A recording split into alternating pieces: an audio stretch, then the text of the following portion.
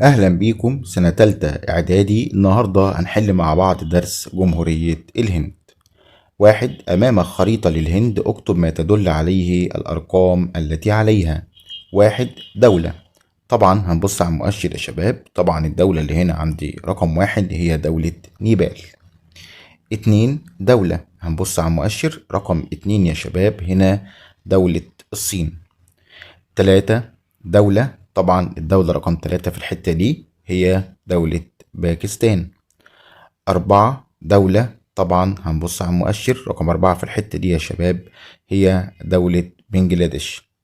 خمسة، مدينة، طبعا دي مدينة مشهورة جدا في الهند، عند المؤشر هنا مدينة نيو دلهي. ستة، مدينة، طبعا ستة هنا يا شباب على الساحل، مدينة اسمها مدينة كالكتا. سبعة، جبال، خدناها في الترم الأول، جبال اسمها جبال الهيمالايا. تمانية، هنبص على المؤشر، طبعا عندنا رقم تمانية عند المؤشر يا شباب، دي جبال اسمها الغات الشرقية. تسعة، هضبة مشهورة جدا، خدناها في الترم الأول، طبعا رقم تسعة هضبة الدكن يا شباب. عشرة، سهول، طبعا السهول هنا في النواحي الغربية هي سهول ملبار. 11، سهول، طبعا عندنا سهول في النواحي الشرقية هي سهول كورومندال. 12، سهول، طبعا رقم 12 يا شباب هنا موجودة عندي جنب نيو دلهي على طول، فدي طبعا اسمها سهول الهندوستان. 13، نهر، طبعا النهر اللي هنا يا شباب مشهور جدا وهو نهر الجانج، خدناه في الترم الأول. 14، نهر، طبعا النهر اللي تحت خالص اسمه كو فري. 15، جزيرة، طبعا الجزيرة اللي هنا مشهورة جدا، تم نفي ليها الزعيم أحمد عرابي، اسمها جزيرة سيلان. 16، مضيق، طبعا المضيق اللي هنا اسمه مضيق بلك. 17، مسطح مائي، طبعا مسطح مائي اللي هنا يا شباب موجود في الحتة دي هو البحر العربي أو بحر العرب، سوري. الإجابة اللي بعدها أو السؤال اللي بعده، استعن بخريطة الهند التي أمامك وأجب عما يأتي. يمثل رقم ستة خليج، طبعا رقم ستة هنا يا شباب خليج، خدناه من الترم الأول هو خليج البنغال. اتنين، يمثل الرقم نقط العاصمة السياسية للدولة، طبعا العاصمة السياسية للهند يا شباب يمثله الرقم خمسة. تلاتة، أكبر المواني بالهند، يمثلها الرقم، طبعا أكبر ميناء في الهند يا شباب يمثله الرقم أربعة في الحتة دي. أربعة، يصعب قيام الزراعة في المنطقة اللي يمثلها رقم، طبعا رقم اتنين اللي فوق لأنها منطقة جبلية. خمسة، دولة ميانمار تحمل الرقم، طبعا ميانمار هنا جنب بنجلاديش، تحمل الرقم تلاتة. ستة، يمثل الرقم واحد، طبعا واحد هنا يمثل يا شباب المحيط الهندي. السؤال اللي بعده، استعن بالخريطة التي أمامك في اختيار الإجابة الصحيحة. تقع بين سلاسل جبال الغات الشرقية والغات الغربية، طبعا الغات الشرقية اهي والغات الغربية اهي، يقع بينهم هضبة الدكن، سهول نهر الجنج، سهول كرومندال، ولا سهول منبار. طبعا يقع بينهم هضبة الدكن. طيب السؤال اللي بعده، يجري معظم نهر الجنج في دولة الهند، بينما يوجد مصبه في دولة باكستان، الصين، نيبال، بنجلاديش. طبعا نهر الجنج اهو يا شباب، عندنا المصب بتاعه طبعا بيصب في دولة عندنا بنجلاديش. تلاتة، يحد سهول منبار من جهة الشرق، طبعا منبار تحت عند المؤشر يا شباب في الحتة دي سهول منبار، يحدها من جهة الشرق خليج البنغال، بحر العرب، جبال الغات الشرقية، جبال الغات الغربية، طبعا يحدها يا شباب جبال الغات الغربية. تقع العاصمة التجارية للهند في الجهة الشمالية، الغربية، الجنوبية، الشرقية، تقع طبعا يا شباب في الجهة الغربية. أيا من المدن التالية تطل على بحر العرب، طبعا عندنا بحر العرب في الحتة دي، فعندنا مومباي ولا كالكتا ولا نيو دلهي ولا حيدر أباد. لو بصينا هنلاقي مدينة ايه، مومباي يا شباب. ستة، أيا من الدول الآتية تحيط بها دولة الهند من ثلاث جهات، بنجلاديش، ميانمار، ولا باكستان ولا الصين. طبعا عندنا باينة قوي من خلال الخريطة يا شباب في الحتة دي هتكون دولة بنجلاديش. السؤال اللي بعده، أكمل العبارات الآتية بما يناسبها من كلمات. تمتد سواحل الهند على بحر العرب وخليج، طبعا تمتد سواحل الهند يا شباب على بحر العرب وخليج طبعا البنغال. تنمو الحشائش القصيرة بالهند على هضبة، طبعا هضبة مشهورة عندها وهي هضبة الدكن. من أهم الصناعات في الهند طبعا أهم حاجة عندهم صناعة السيارات وصناعة الحديد والصلب. يحد الهند من الشمال، طبعا عندنا كذا دولة منهم نيبال والصين وبوتان. يحد الهند من الشمال الشرقي، طبعا عندنا يا شباب ميانمار أو دولة ميانمار. يحد الهند من الشمال الغربي، طبعا الشمال الغربي يا شباب دولة باكستان. يحد الهند من الشرق والجنوب الشرقي مع بعض طبعا خليج البنغال. يحد الهند من الغرب والجنوب الغربي، طبعا يحدها بحر اسمه بحر العرب. اختر الإجابة الصحيحة مما بين القوسين. تقع دولة الهند في نقط قارة آسيا، في جنوب قارة آسيا، شمال قارة آسيا، شرق آسيا ولا غرب آسيا؟ طبعا الهند تقع في جنوب آسيا. 2. تحيط المياه بدولة الهند من جميع الجهات ويخرج عن ذلك جهاتها الشرقية، الغربية، الشمالية، الجنوبية. طبعا الهند يا شباب تحاط بها من جميع الجهات المياه ويخرج عن ذلك الجهة الشمالية، فيها جبال وفيها كذا دولة. السؤال اللي بعده، الدولة التي تحاط معظم أراضيها بدولة الهند هي بوتان ولا باكستان ولا بنجلاديش ولا نيبال؟ طبعا الإجابة بنجلاديش. يمتد سهل نهر كوفري في نقط دولة الهند، في شمال ولا جنوب ولا شرق ولا غرب؟ طبعا الإجابة هتكون الجنوب. 5. تقع إلى الشرق من بحر العرب سهول ملبار ولا الجانج ولا كوفري ولا كورومندل؟ طبعا الإجابة يا شباب هتكون ملبار. خدوا بالكم قالك إلى الشرق من البحر العرب، مش تقع شرق الهند. يزيد المتوسط السنوي للحرارة في الهند على 30 درجة مئوية ويقل كلما اتجهنا شرقا ولا غربا ولا شمالا ولا جنوبا؟ طبعا يقل كلما اتجهنا نحو الشمال. 7. تنمو في سهول كورومندال وسهول ملبار الغابات الموسمية الباردة المعتدلة الاستوائية، طبعا بتنمو فيها الغابات الموسمية. 8. تحتل الهند المركز الثاني عالميا في عدد السكان بعد دولة اندونيسيا، الصين، اليابان، تايلاند. طبعا الهند يا شباب بتحتل المركز الثاني في عدد السكان بعد دولة الصين. السؤال اللي بعده،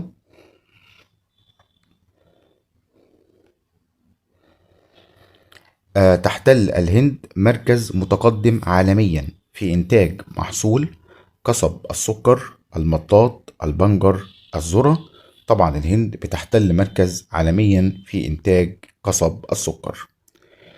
10. تعد الهند ثالث دول العالم إنتاجا للبترول، الغاز الطبيعي، الفحم، الحديد، طبعا في إنتاج الفحم. 11. يتركز إنتاج الفحم بدولة الهند في الساحل الشرقي، هضبة الدكن، الساحل الغربي، المنطقة الجبلية الشمالية. طبعا يتركز إنتاج الفحم بدولة الهند في هضبة الدكن. 12. تختفي مساهمة الهند في التجارة الدولية للبترول بسبب قلة رؤوس الأموال المستخدمة في عملية التعدين، الاعتماد عليه كمصدر للطاقة في الصناعة، تدني نسبة تواجده بالأراضي الهندية، صعوبة نقله وتوزيعه. طبعا الإجابة يا شباب هتكون بسبب تدني نسبة تواجده بالأراضي الهندية. 13. تعد أهم مدن الساحل الغربي في الهند مدينة كالكتا، نيودلهي، حيدر أباد، مومباي. طبعا عندنا أهم مدن الساحل الغربي في الهند هي مدينة عندنا مومباي. 14. تعد من أكبر مراكز الصناعات اليدوية في الهند مدينة نيودلهي ولا بومباي ولا كالكتا ولا حيدر أباد؟ طبعا أهم مراكز الصناعات اليدوية في الهند هي مدينة اسمها حيدر أباد. 15. تصدر مصر للهند الجلود، التوابل، الشاي، غزل القطن. طبعا مصر بتصدر للهند يا شباب الجلود. 16. المحصول الذي يعد قاسما مشتركا بين الصادرات والواردات المصرية الهندية، السمسم، القطن، القمح، الشاي. طبعا الإجابة هتكون القطن. السؤال اللي بعده، اكتب كلمة صواب أمام العبارة الصحيحة وكلمة خطأ أمام العبارة غير الصحيحة مع التصويب. سهل كرومندال يحده من الغرب جبال الغات الغربية. طبعا الإجابة هتكون خطأ، جبال الغات الشرقية. 2. تمتد سهول نهر الجنج في شمال شرق دولة الهند. طبعا الإجابة صواب. 3. تسقط أمطار موسمية صيفية غزيرة في جنوب الهند وتقل بالاتجاه نحو الشمال. الإجابة صواب. 4. يتركز سكان الهند في السهول الساحلية والسهول الفيضية. الإجابة صواب. 5. تعتمد الهند في زراعتها على مورد وحيد للمياه. طبعا الإجابة خطأ، أكثر من مورد للمياه. 6. تنتج الهند كميات كبيرة من المحاصيل الغذائية خاصة في السنوات الأخيرة. الإجابة صواب. 7. معظم الصناعات بالهند صناعات بدائية بسيطة. طبعا الإجابة خطأ، صناعات متطورة. 8. توجد مناجم الفحم في السواحل الشرقية بالهند. طبعا الإجابة خطأ، في هضبة الدكن. 9. نيو دلهي العاصمة التجارية للهند ومومباي العاصمة السياسية. طبعا الإجابة خطأ، العاصمة السياسية والتجارية. 10. تستورد مصر من الهند الفوسفات والقطن. طبعا عندنا الإجابة هتكون خطأ، تصدر مصر. السؤال اللي بعده، حدد ما يميز شهرة كل مدينة مما يأتي. نيو دلهي، مومباي، حيدر أباد. طبعا نيو دلهي يا شباب مشهورة أنها العاصمة السياسية وتتميز بوجود الجامعات والمراكز الصناعية والمعالم التاريخية المهمة. أما مومباي طبعا مشهورة بأنها العاصمة التجارية وأهم مدن الساحل الغربي، فهي من أكبر المواني ومن أكبر المدن الصناعية بالهند. أما مدينة حيدر أباد طبعا تقع بهضبة الدكن وهي من أكبر مراكز الصناعات اليدوية وتضم العديد من المراكز الإسلامية. بما تفسر، تعد دولة الهند شبه جزيرة. طبعا يرجع ذلك أنها محاطة بالمياه من جميع الجهات عدا جهة الشمال، حيث يحدها من الشرق والجنوب الشرقي خليج البنغال، ومن الغرب والجنوب الغربي بحر العرب. 2. نمو الغابات الموسمية على السواحل الغربية والشرقية بالهند. طبعا يرجع ذلك أنها تسقط أمطار موسمية صيفية غزيرة في الجنوب وتقل بالاتجاه نحو الشمال. بما تفسر، تنوع الأنشطة الاقتصادية في الهند. طبعا يرجع هذا التنوع يا شباب إلى وفرة الموارد الاقتصادية بالهند، سواء كانت موارد زراعية أو ثروات معدنية. السؤال اللي بعده، توجد بالهند ثروة حيوانية ضخمة. طبعا عندنا بسبب كثرة المراعي، حيث يوجد بها أعداد كبيرة من الأبقار والجاموس والأغنام. 5. تعد الهند من الدول الرئيسية المنتجة للأسماك. طبعا يرجع ذلك إلى أنها تطل على مسطحات مائية بجبهات ساحلية طويلة مثل خليج البنغال والبحر العربي. 6. تفوق الهند في صناعة الحديد والصلب. يرجع ذلك يا شباب إلى أنها ثالث دول العالم إنتاجا للفحم، الذي يعد أساس قيام صناعة الحديد والصلب. 7. لجوء الهند لاستخدام الطاقة النووية والكهربائية. طبعا يا شباب عندنا الهند لجأت للطاقة النووية والكهربائية بسبب أنها تفتقر للبترول ومصادر الطاقة الأخرى. 8. شهدت الهند قفزات سريعة في تطور الصناعة. طبعا عندنا يرجع ذلك إلى وفرة مقومات الصناعة والاهتمام بالتعليم والبحث العلمي. السؤال اللي بعده، ما النتائج المترتبة على إشراف الهند على محيطات وخلجان بجبهات ساحلية طويلة؟ طبعا ترتب على ذلك أصبحت الهند من الدول الرئيسية المنتجة للأسماك. 2. افتقار الهند لبعض مصادر الطاقة مثل البترول. طبعا يرجع ذلك إلى أو ترتب على ذلك يا شباب لجوء الهند لاستخدام الطاقة النووية والكهربائية. 10. دلل جغرافيا على صحة كل عبارة مما يأتي. استطاعت الهند مواجهة المشكلة السكانية طبعا عن طريق العديد من الوسائل، منها سياسات تنموية مختلفة أهمها الاهتمام بالتعليم وتطوير البحث العلمي، مما أدى إلى تطوير الزراعة والصناعة. 2. تتوافر بالهند العديد من المقومات اللازمة لقيام الصناعة.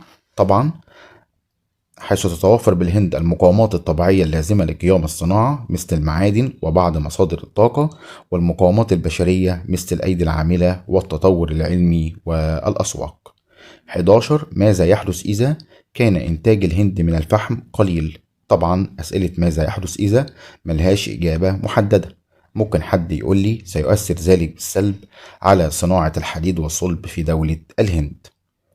السؤال اللي بعده، السؤال رقم 12، ما العلاقة بين المشكلة السكانية وتطور الزراعة في الهند؟ طبعا العلاقة ما بينهم يا شباب. واجهت دولة الهند المشكلة السكانية بسياسات تنموية، أهمها الاهتمام بالتعليم وتطوير البحث العلمي، مما أدى إلى تطوير وتقدم الزراعة وزيادة إنتاج الهند من المحاصيل الزراعية بكميات كبيرة. السؤال اللي بعده، ما العلاقة بين الديانة الهندوسية وعدد الأبقار في دولة الهند؟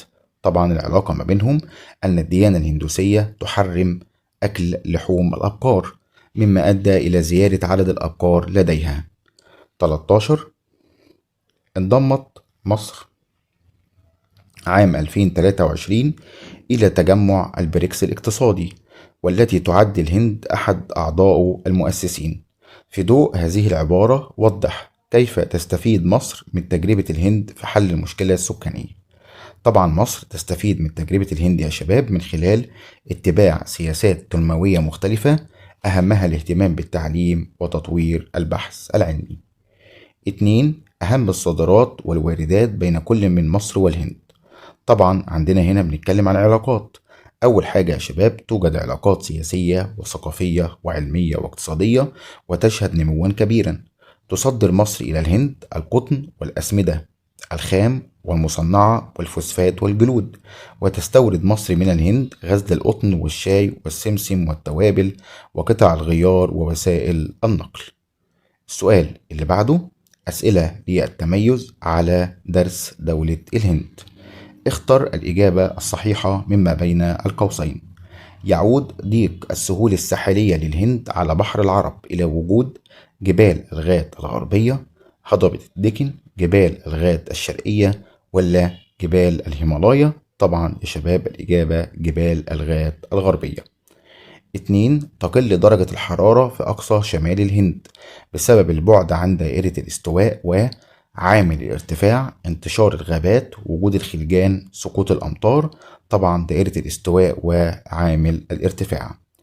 واجهت الهند مشكلاتها السكانية عن طريق عدة سياسات، أهمها الاهتمام بتطوير العنصر البشري، تحديد عدد مواليد لكل أسرة، فتح باب الهجرة للخارج، الرعاية الصحية لمواطنيها. طبعا الهند يا شباب واجهت المشكلة السكانية عن طريق تطوير العنصر البشري. 4. إذا استقبلت الهند واردتها البترولية من دول الخليج العربي، فإن ذلك سيكون من خلال مدينة بومباي ولا كلكتة ولا حيدر أباد ولا نيودلهي؟ هنا نختار مدينة قريبة جدا من دول الخليج العربي وهي مدينة مومباي. السؤال اللي بعده، اكتب كلمة صواب أمام العبارة الصحيحة وكلمة خطأ أمام العبارة غير الصحيحة مع التصويب. تغطي السلوك بعض المناطق الشمالية في الهند؟ طبعا الإجابة صواب. 2. تقع معظم دولة الهند ضمن نطاق الإقليم المناخي المداري الحار؟ الإجابة عندنا خطأ، معظم دولة الهند تقع في الإقليم الموسمي. 3. تعد ثروات هضبة الدكن عاملا مهما في صناعة الحديد والصلب بالهند؟ طبعا الإجابة صواب. 16. دلل جغرافيا على صحة كل عبارة مما يأتي. تساهم المحاصيل المدارية في تعميق العلاقات الثنائية بين الهند ومصر. طبعا عندنا حيث تصدر مصر إلى الهند القطن، وتستورد مصر من الهند الشاي والتوابل والسمسم، وهم من المحاصيل المدارية. 2. تساهم مصر في زيادة الإنتاج الزراعي لدولة الهند بطريقة غير مباشرة. طبعا الدليل على ذلك، تصدر مصر إلى الهند الفوسفات والأسمدة الخام والمصنعة، والتي تزيد من خصوبة التربة وبالتالي زيادة الإنتاج الزراعي. السؤال اللي بعده، امتحان على درس جمهورية الهند. أمامك خريطة للهند، اكتب ما تدل عليه الأرقام التي عليها. 1. دائرة، هنبص على المؤشر، طبعا الدائرة هنا رقم 1 هي دائرة السرطان. 2. دولة، الدولة دي صغيرة جدا، طبعا هي دولة بوتان. 3 جبال، احنا عندنا جبال غاد شرقية وغاد غربية، طبعا رقم 3 الغاد الغربية. 4 مدينة هنا مشهورة تقع في المنتصف ما بين الغات والغاد، هي مدينة حيدر أباد. اكتب ما تشير إليه العبارتين الآتيتين: مدينة بالهند تتميز بوجود الجامعات والمراكز الصناعية والمعالم التاريخية المهمة، طبعا مدينة نيو دلهي. 2 مصادر طاقة لجأت إليها الهند لافتقارها للبترول ومصادر الطاقة الأخرى، طبعا الهند لجأت إلى الطاقة النووية والطاقة الكهربائية. ماذا يحدث إذا لم تهتم الهند بالتعليم والبحث العلمي؟ طبعا لم تستطع مواجهة زيادة عدد السكان، لم تطور الصناعة والزراعة بها. السؤال اللي بعده، اختر الإجابة الصحيحة مما بين القوسين. تقع العاصمة التجارية للهند في سهول كرومندال ملبار الجنج كفري، طبعا الإجابة العاصمة التجارية بتقع في سهول ملبار. تحتل الهند المركز الثاني عالميا في عدد السكان بعد دولة الصين، اليابان، تايلاند، اندونيسيا، طبعا الهند بتحتل المركز الثاني عالميا بعد دولة الصين. 3 تقوم مصر باستيراد نقط من الهند: قطع غيار السيارات، الجلود، الأسمدة المصنعة، الفوسفات، طبعا الإجابة قطع غيار السيارات. دلل جغرافيا على صحة العبارتين الآتيتين: تنوع النبات الطبيعي في الهند، طبعا عندنا الدليل على ذلك: تنمو الغابات الموسمية على السواحل الغربية والشرقية، وتنمو الحشائش القصيرة على هضبة الدكن. اللي بعده عندنا دلل تتعدد موارد المياه المستخدمة في الهند في الزراعة، طبعا من أهم موارد المياه يا شباب استخدام مياه الأمطار والأنهار في الزراعة في الهند. وبكده يا شباب انتهينا من أسئلة جمهورية الهند. ياريت تدعمونا بلايك للفيديو لو سمحتم، واشتراك القناة ليأتيكم كل ما هو جديد. وكان معكم مستر إبراهيم كامل من قناة على السريع.